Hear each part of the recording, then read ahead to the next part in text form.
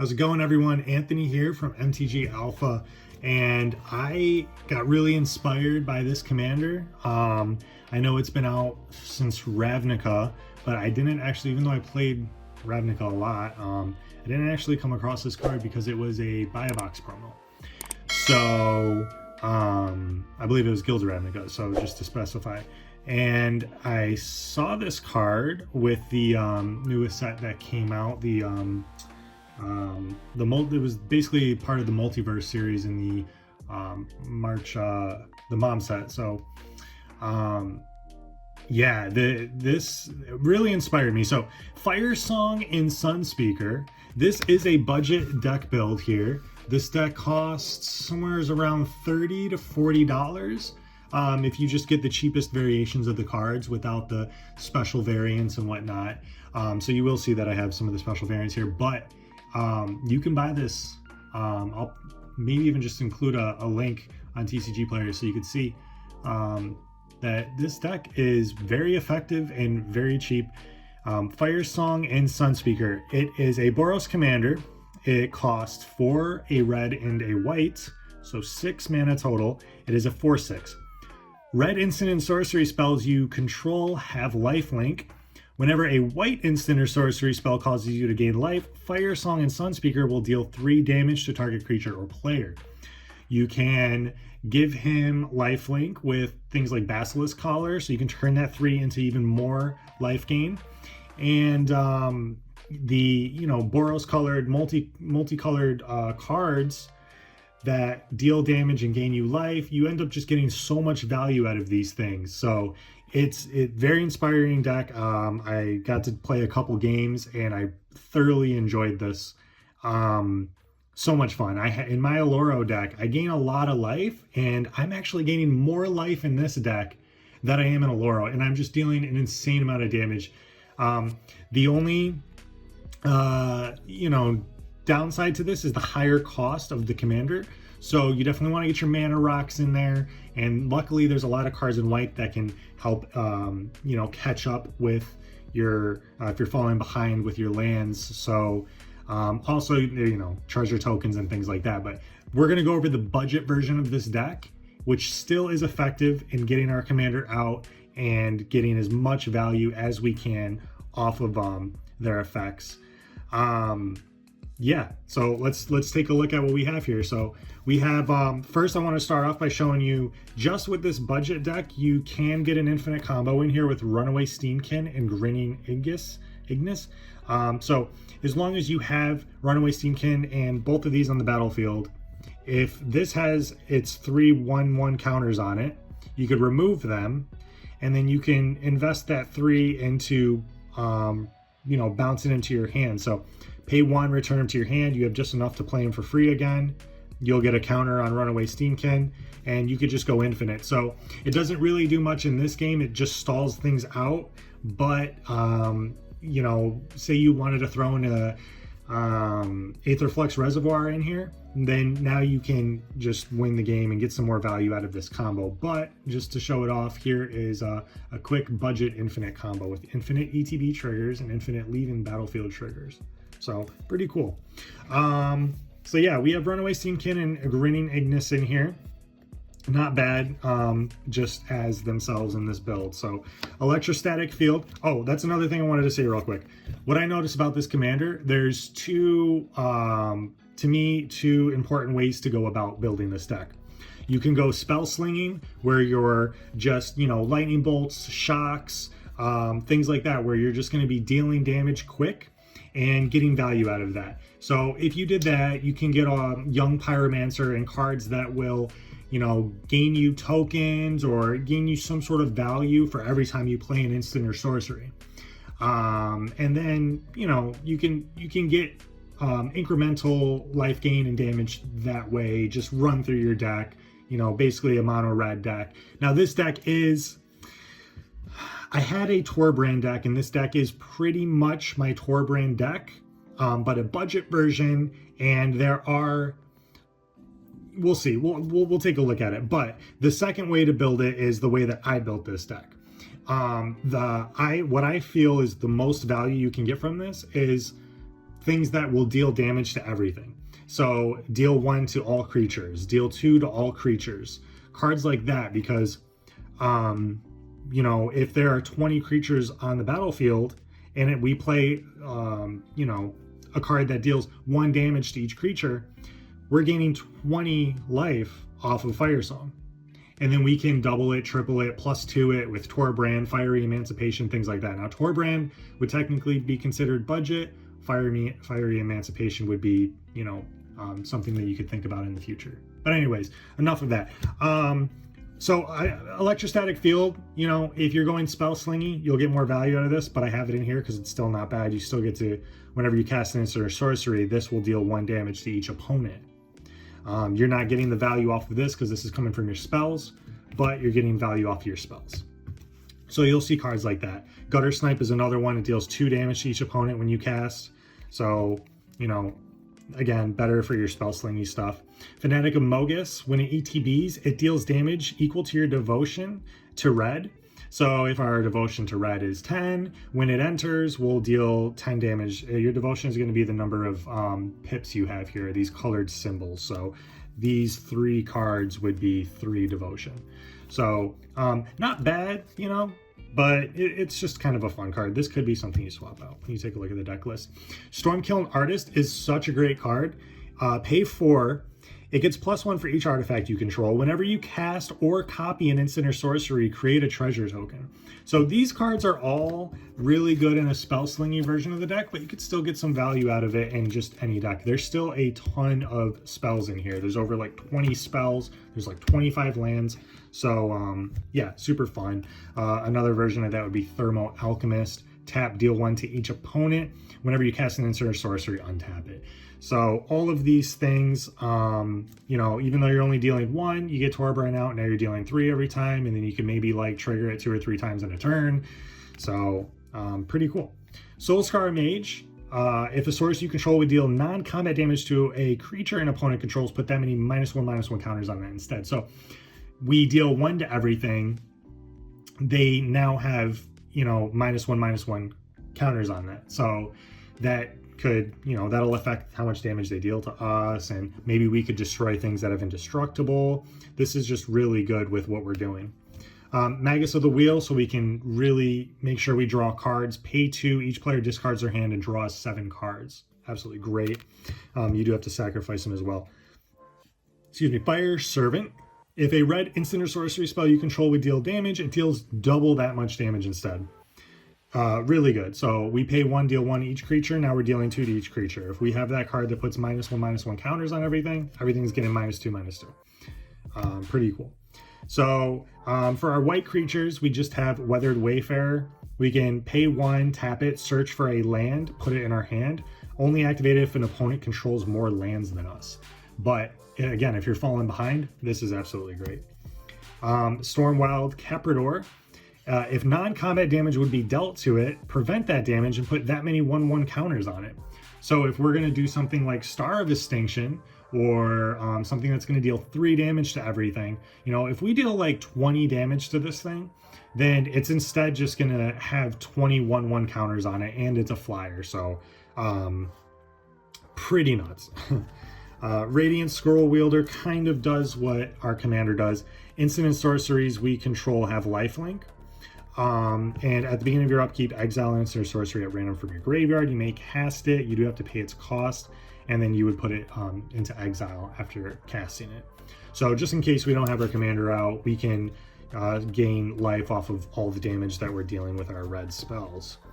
Blaze Commando is another excellent card. As you guys can tell, I'm very excited about this deck. It's so much fun. I'm gonna probably do another deck tech in the near future with like some upgrades to this deck, but this is 100% my new favorite deck right now.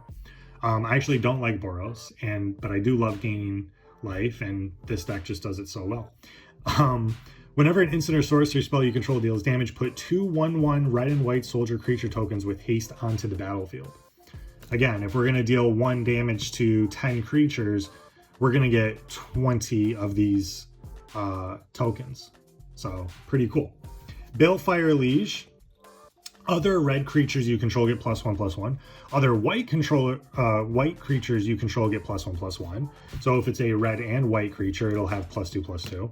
Whenever you cast a red spell, this will deal 3 damage to a player. And whenever you cast a white spell, you gain 3 life. So just more of sort of what our commander is doing. Boros Reckoner. Whenever Boros Reckoner is dealt damage, it deals that much damage to target creature or player. If we're going to deal 20 damage to him, then we can have him deal 20 damage to our opponent. It's nuts. And that's another thing. Here, there's a bunch of cards that do this effect. I don't have them in this deck, but if you're going this route where you're just dealing damage to all these creatures, a good upgrade would be the, what is it, Mark of Asylum, the card that prevents non-combat damage. Well, you know, you don't want to prevent the damage because you do want him to take it, but there's ways that you can just get more value out of having cards like this out. So deal 20 damage to him and have him deal 20 damage to any opponent, and you'll see that you'll quickly win the game with him in cards like this. There's a bunch of cards just like this, so I'd consider that. Rem, a 2/3 fly and haste. If a spell would deal damage to you or another permanent you control, prevent that damage. So that's kind of what I was saying. But if a spell would deal damage to an opponent or a permanent an opponent controls, it deals that much +1 instead. So we're gonna, you know, get more damage off of this, Torbrand, things like that with just our little deal 1 to everything spells. Quintorius. At the beginning of your end step, exile target non-creature, non-land from your graveyard. Create a 3/2. And so you can pay 3 and sacrifice this and choose one of those cards that you exiled, and you can play it without paying its cost. And then, instead of putting it in your graveyard, you can put it on the bottom of your library instead. So not bad. We can turn all of our cards in our graveyard that we'd otherwise do nothing with into 3/2 spirit tokens. And then we could eventually get one of those back. Torbrand. If a red source would deal damage to an opponent or a permanent they control, it deals that much +2 instead. Absolutely great. This card, I got to have a lot of fun with this with my last match. So 7/5/5 Flying Vigilance Haste. Whenever it attacks, look at the top 7 cards of your library. You may cast an instant or sorcery that costs 5 or less, as long as it, you know, equal to or less than his power. So his power is 5 currently. You can play that card without paying its mana cost and then put the rest on the bottom. Really, really nice. He has Flying Vigilance and Haste, so you just choose to attack with him, and then you can get things like Lightning Helix out, play it for free, and get all the value out of it. So that's what we have for our creatures in our budget deck build. Now, we have 2 Planeswalkers here. Jaya Ballard. We can tick it up 1 and add 3. Spend this only to cast instant or sorceries. This is great for our X spells. We could also discard up to 3 cards, then draw that many cards. This is great for cycling cards out of our hand, trying to find what we need. And then if you can hit its ultimate, you get an emblem that says whenever you cast an instant or sorcery from your graveyard, or you may cast instant sorceries from your graveyard, and then if a card's cast this way, exile instead. So pretty good. Now, Koth, I like, but to be honest, you could probably swap this out with something better. Search your library for a basic mountain, reveal it, put it into your hand. So you're paying 4, and then you can get some sort of like card advantage out of it and get your lands if you're falling behind. That's why it's in here, but it's okay. And then you can -3, deal damage to target creature equal to the number of mountains you control. And then your emblem would be whenever a mountain enters the battlefield under your control, have it deal 4 damage to any target. So not too bad. Not too bad. If you're going for like pure optimization and synergy, you can probably swap that for something better. Dawn of Hope. We are gaining lots of life. So whenever we gain life, we can pay 2 and draw a card. We could also pay 4 and create a 1/1 soldier with lifelink. So we won't be doing that a whole lot. We want to dump our extra mana into X spells and things like that, but it's nice to have that option. Mana Barbs does a lot of work. Pay 4, and it's an enchantment. Whenever a player taps a land for mana, it deals 1 damage to that player. Or 1/+1, or 1/2, or triple, or double. It can do a lot of work. We're dealing a lot of damage. That can do a lot of work. And where in Torbrand, this would actually start to hurt us, In our Firesong deck, it's actually not hurting us because we're gaining so much life. The last game I played, I ended the game with 320 life. Pretty nuts. So we have some ways to copy our instants and sorceries to get even more value out of it. That's exactly how I got to 320 life off of one card. I went from like 40 to 320. So yeah, I just gained like over 280 life. And then double vision, an enchantment. When you cast your first instant or sorcery, you may copy it. Reverberate, you can instant speed copy any instant or sorcery. And then increasing vengeance does the same thing, except it has to be an instant or sorcery you control. And you can pay its flashback, which is 5, play it from the graveyard, and then you can copy an instant or sorcery you control twice, which is pretty nuts. So getting into our instance here, we have Revitalize. You gain 3 life, draw a card. What that does with this is you gain 3 life, draw a card, he deals 3 damage to something. So not bad for 2. Gift of the States. So if we're falling behind on lands, we get to search our library for up to 3 playing cards, reveal them, put them into our hand, then shuffle, as long as an opponent controls more lands than us. Rest for the Weary, pay 2, you target player gains 4 life, or if you had a land enter, target player gains 8 life instead. So with Firesong, this is gain 8, deal 3 damage for 2. Pretty nuts. You and target opponent each draw 3 cards. Card draw is great. You definitely want to make sure you hit your land, so drawing cards is great. You're also playing lots of cards, so you can dump your hand pretty easily. Benevolent Offering. Choose an opponent. You and that player each create 3 1/1 spirit tokens with flying. And you gain 2 life for each creature you control, and then they gain 2 life for each creature they control. This is really good in this deck because we want more targets to deal damage to, and we don't care if they gain 10, 20 life. This deck does so much work that even if we just gifted them with 20 life, it's not that big of a deal. Mana Geyser, pay 5 and you get to add red to your mana pool for each tapped land your opponents control. Better in 4-player commander, so if you're looking for a 1v1, you can swap this out because I find it not really doing a whole lot. But, you know. Light Up the Sage, you can pay it for its spectacle cost as long as you dealt damage to a player. Exile the top 2 cards of your library. Until end of turn, you can cast those cards. Or play them, sorry. Otherwise, it costs 3. Risk Factor can help us draw some more cards. Target opponent may have Risk Factor deal 4 to them. If they don't, you draw 3 cards. You could also play it from your graveyard with its Jumpstart ability. And again, anything that says we're dealing damage means that we can potentially gain life equal to that much damage. We can double that damage, triple that damage. We can get that much +1, that much +2, that much +3. So keep that in mind when you see, like, you know, deal 4 to something. It could very well be deal 12. So Thrill Possibility, discard a card, draw 2 cards. And Browbeat is very similar to Risk Factor, except it doesn't have Jumpstart, and it's sorcery speed. And any player may have this deal 5 damage to them. Otherwise, you get to draw 3 cards, or target player draws 3 cards. But we're going to target ourselves, of course. So here's our direct damage cards. Thrilling Discovery. Actually, oh, not yet. But Thrilling Discovery, gain 2 life, and then you may discard 2 cards. If you do, draw 3 cards. So that's all the ways we can find card advantage in this deck.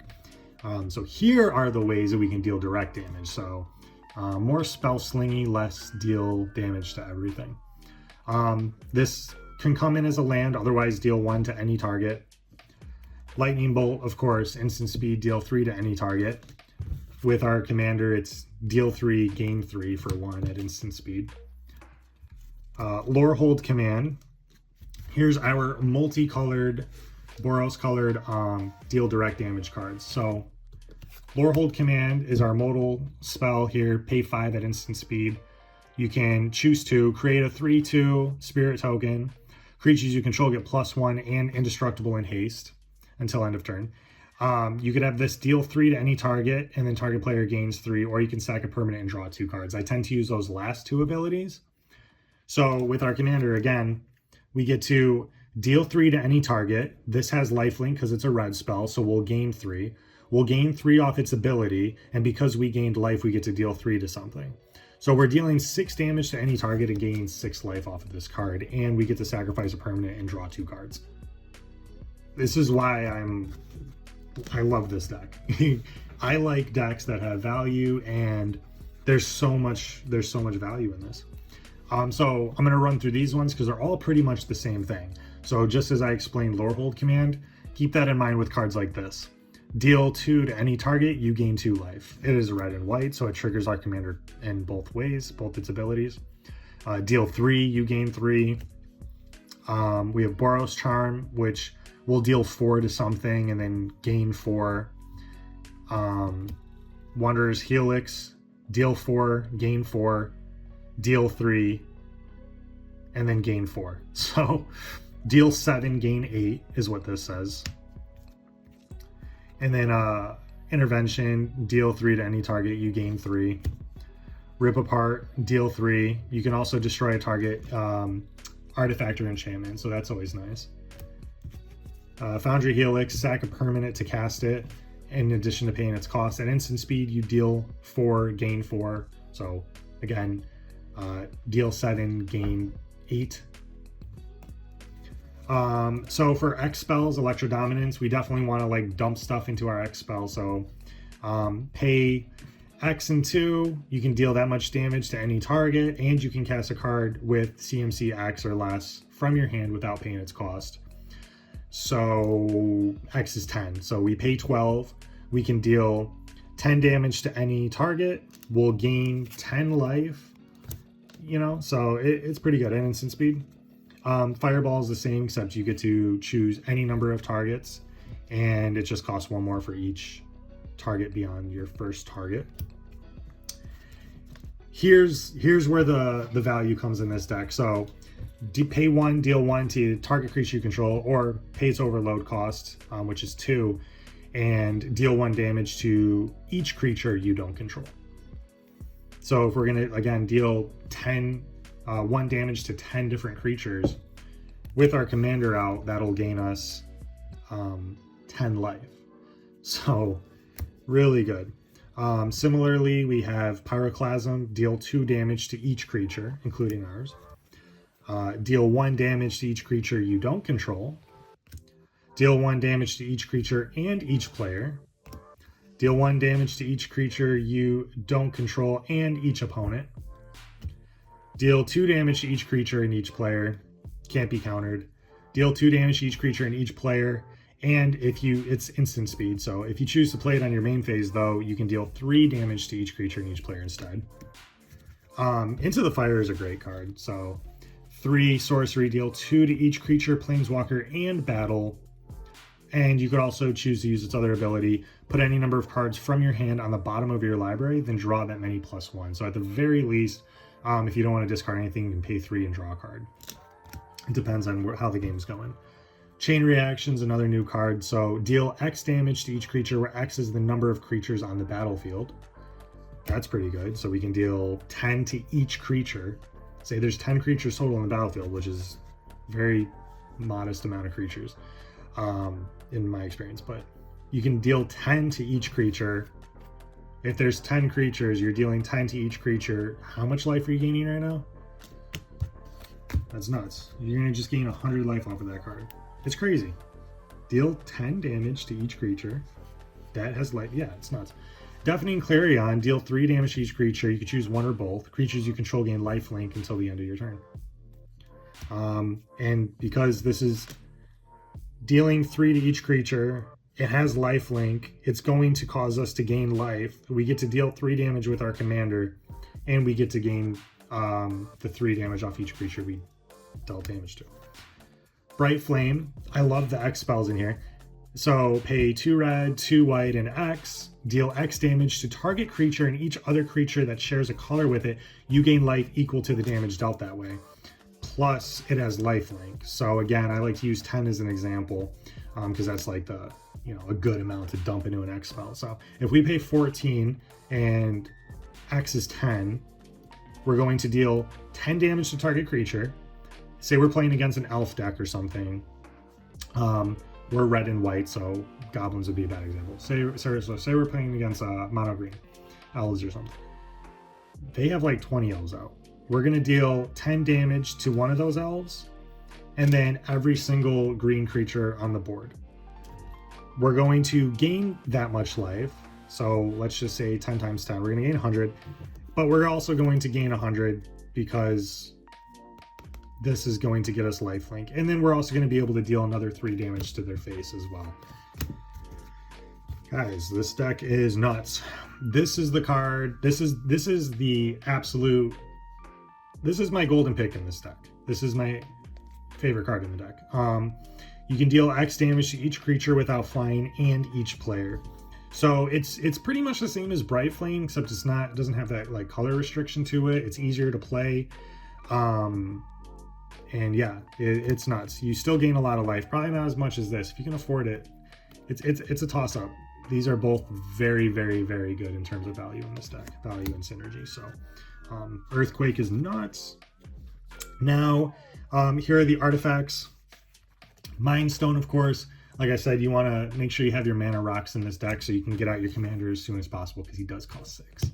So we have Mind Stone, we have Arcane Signet, Fire Diamond, Talisman of Conviction, Commander Sphere, Boros Signet, Soul Ring, of course, and Pyromancer's Goggles. So we pay 5, we get to add red to our mana pool. If we use that to cast an instant or sorcery, we get to copy that. That's what I did with Earthquake. So if for whatever reason it could survive that damage, we're at the very least, you know, dealing something like, I ended up dealing, it was 18 damage with Torbrand. So it was 18 to all my opponent's creatures, 18 to their face, and then Torbrand, you know, I copied it, Torbrand's gone, 16 to, so whatever creatures were left, there was none, but 16 to their face. So yeah, we dealt like 34 damage to their face just with those 2 cards. Cosmos Elixir, at the beginning of your end step, draw a card if your life total is greater than your starting. You're almost always going to draw a card. Otherwise, you gain 2 life. So, Sunforger, equipped creature gets +4, so you can pay 3 to play it, pay 3 to equip it to a creature. You can pay 2 to unattach it and search your library for a red or white instant card with CMC 4 or less, and then cast it without paying its cost. And then you just shuffle your library. So you're really only investing the 1 in it because you're going to pay 3 to equip and 2. So you're paying 5 total to tutor up any red or white instant card with CMC 4 or less. Play it without paying its cost. Pretty good. Pretty good. Basilisk Collar, throw this on your commander, and then now that damage that you can deal 3 damage to target creature or player, you're going to gain life off of that as well. And it has Death Touch, so you can just start killing things with this. That's pretty good. Swiftfoot Boots to protect our commander. And then that's really it. Then we have 25 lands in here. So we have 7 planes. And then we have 2, 4, 6, 8, 10, 12, 14, 16 mountains. And then I threw in a Forgotten Cave and a Spine Rock Knoll, because when this comes in, you get to look at the top 4 of your library, exile 1 face down, put the rest in the bottom of your library. It taps for red. You could also pay a red, tap it, and play the exile cost without paying its exiled card without paying its cost if an opponent was dealt 7 or more damage this turn. Very easy to trigger that. So yeah, rocking 25 lands, and it seems to be doing very well. Just make sure you have a few lands in your opening hand. A mana rock doesn't hurt. And yeah, this deck does a lot of work. Like I said, the last game I played ended with it was like over 320 life and completely wiped the board. So much fun, guys. Absolutely love this deck, and I do not play Boros ever. It's always been kind of boring to me. And it's not quite your typical Boros deck, you know? So that's super cool. I did like one other deck that was Boros without it feeling like a Boros deck, but I already did a deck tech video on that. You can check it out. I forget what it was called, but it was the Artifact recursion deck. Anyways, guys, that's the deck. I hope you enjoy it. I'm going to include a link to the deck in the description. And yeah, I mean, this I'm gonna calculate the total again, but it's like a $30 or $40 deck, and it does work. It just went up against $1,000 cat deck and completely killed it. So this deck is so much fun, and I'm gonna do a deck tech video soon on how we can make it even more competitive. So yeah, I hope you enjoyed the video. Let me know what cards you would add to this deck. If there's anything that, you know, I might be missing that I don't know about, let me know in the comments below. Like, share, subscribe. I really appreciate it. Thank you all for watching. And until next time, peace.